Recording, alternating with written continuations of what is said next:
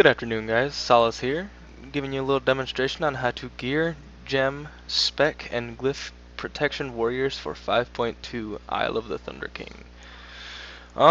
Really, when it comes to spec, I always prefer double time. This talent makes it to where you can jump not only from group to group to group to group, but say you're doing a boss that requires a lot of adds like Tordos or second boss in Isle of Thunder. You gotta charge a lot. You really gotta pick up aggro, and you can't have time just sitting there waiting for this cooldown to come off. And you know, nobody can really rely on heroic leap. When it comes to your second, I prefer Enrage Regeneration. Your second wind, normally when you drop below 35%, it's normally a pretty good chance you're gonna die. A lot of people prefer this talent, but the way I look at it, 90% of the time, if your healers are good, you should be above 35% health. This just helps as an extra cooldown, say when you proc Last Stand. Just a little bonus healing, help out your healers. Pending victory is pretty much garbage. I go Staggering Shout just so that way in case an ad does break loose and I don't have aggro on it, I can stop it in its tracks and get it done as quick as possible. For most of your fights, you are absolutely going to want Dragon's Roar. Dragon's Roar puts out a lot of damage with Vengeance. It does not cause aggro, unfortunately, but it definitely puts out the damage required to really snap aggro. Blade Storm is obviously something you should never take as tank, and Shockwave, depending on the fight, can sometimes be useful. I would definitely recommend it for the second boss on Tordos, or in Isle. I go with Vigilance because all of the fights in here are two tanked. Say you're doing the Council and your tank starts taking a shit ton of damage, you can just pop that on him and it transfers a bunch of your damage while you're holding one of the non-enraged bosses. Bloodbath is amazing. It has a really short cooldown, and you're thunderclapping every time it's up. So when that's up, you're really smashing all the adds with a lot of bleeds and sustaining your aggro.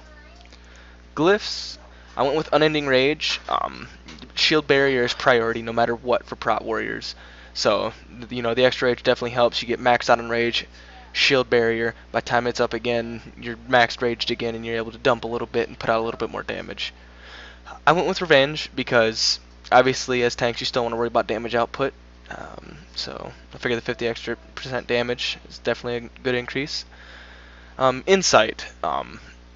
I think that the talents are pretty much garbage, are glyphs, so I just went with the first thing that came to mind. I figured I could put out damage for free. Why not? I'm constantly wanting to reduce damage intaken. Why not put out a little more while in the process? Gemming, I really kind of just went stamina. I have the gear. I'm actually expertise capped as well as hit capped, so I kind of have the gear to pedal fart around and put as much stamina as I can. But if you don't have the gear to put yourself above expertise cap, I would recommend going the expertise build and putting your expertise up to 15%, and then maybe stacking up putting some stamina.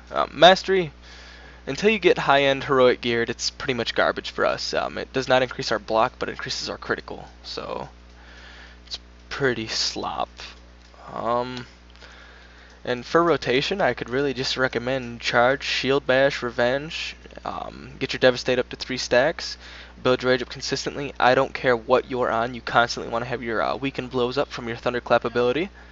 And just whenever it is not up, reset and get it up. Shield Barrier is priority for your tanking. You can push sometimes 40, 50, 60,000 healing per second on specific fights. I'm going to put up a demonstration video after this. Like, subscribe, hints, tips, anything you guys got. Thank you very much.